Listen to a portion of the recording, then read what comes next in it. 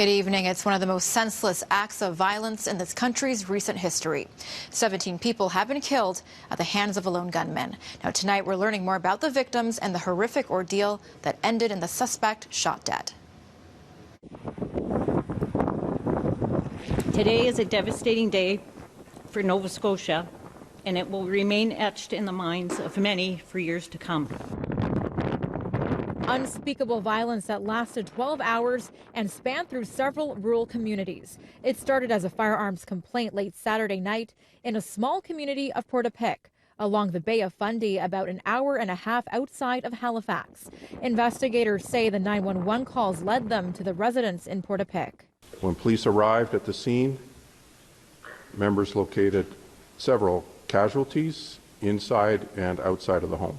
At least 17 people gunned down at multiple locations, including RCMP Constable Heidi Stevenson, a 20-year veteran of the force, killed while responding to the active shooter call.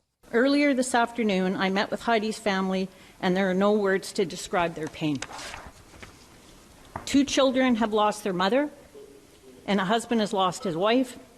Parents have lost their daughter, and countless others lost an incredible friend and colleague.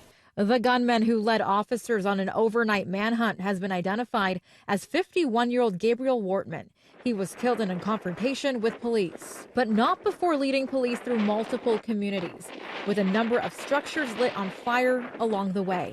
In a bizarre twist, Mounties had warned the gunman may have been impersonating an officer, saying he might be driving a look-alike RCMP vehicle and wearing a uniform.